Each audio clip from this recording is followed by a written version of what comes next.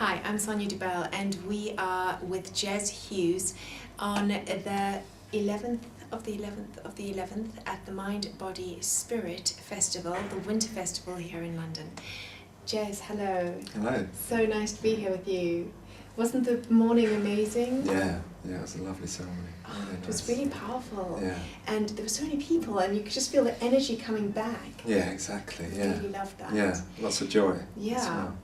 So you're going to be doing a workshop later on, and it is a guided journey. So Jez is a shamanic practitioner, and I think before you tell us about the guided journey, what is a shamanic practitioner? I know, big question. Big question. We have the short version. The short version, yeah. A shamanic practitioner is a person who works with the spirits, who has a solid and a good relationship with their own spiritual allies, in order to heal other people mainly. Okay. Or to see into the past, to see into the future, to see into the present, but see deeper beneath the surface of things. So someone who goes into what we call the other world, you could call it the dream time, and then brings back information, knowledge, healing. That's an amazing gift. Yes, and it's like anything, you learn, you train.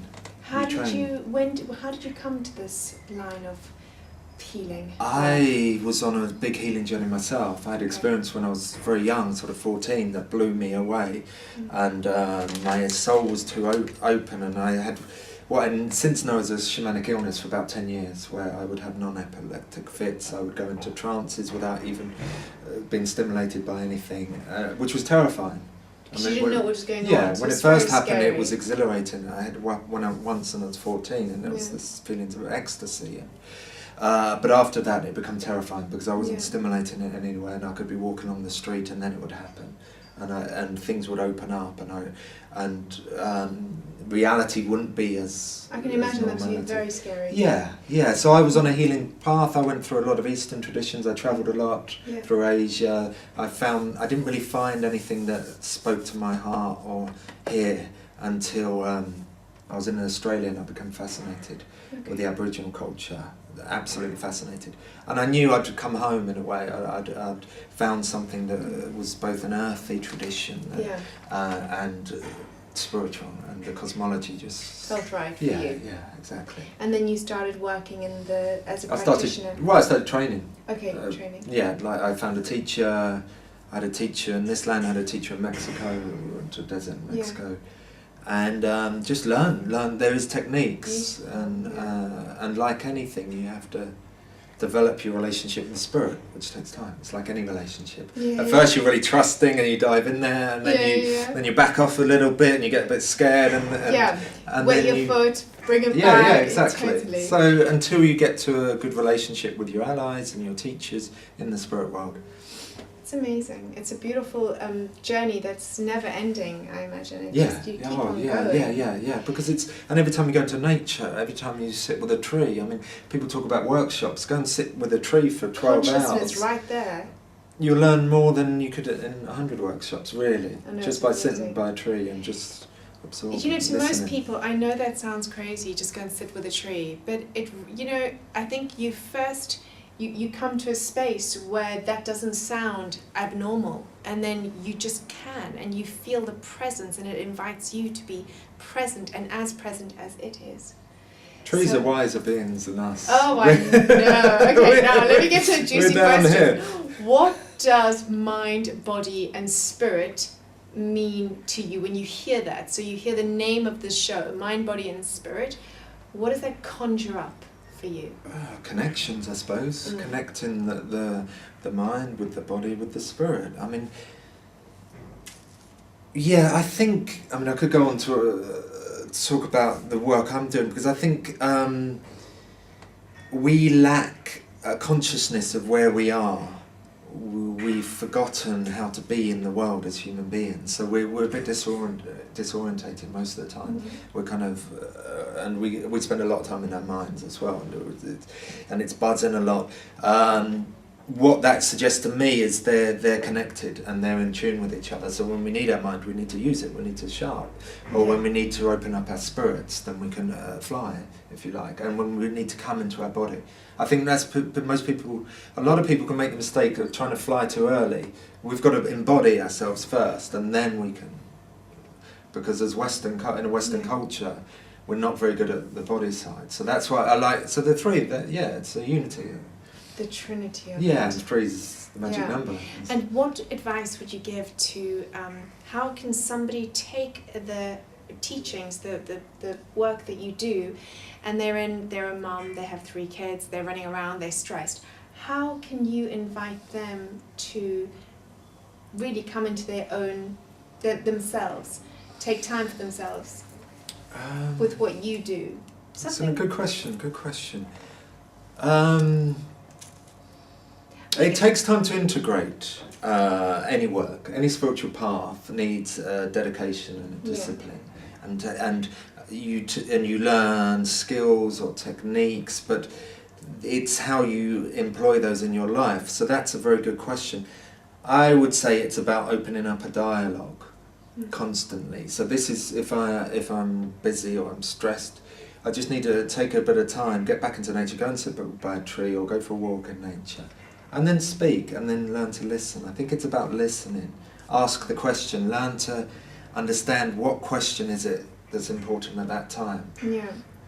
And I find when I find the right question, the answer will come. When I actually ask it, and sometimes we forget to do that, just to sit there and ask something greater than ourselves. Do you do that? Yeah, all the time.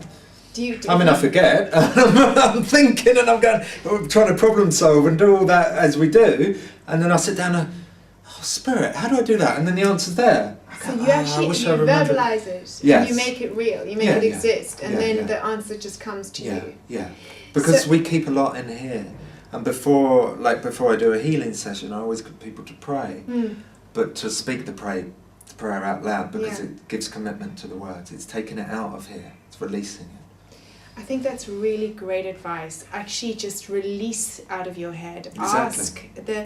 You can say, I'm asking Spirit, I'm asking my higher self, I'm asking the universe, but get out of your head. That's really amazing advice. Because we like to hold on to our neurosis. We enjoy them. Yeah. Our dramas in our own head. I'm going to solve this.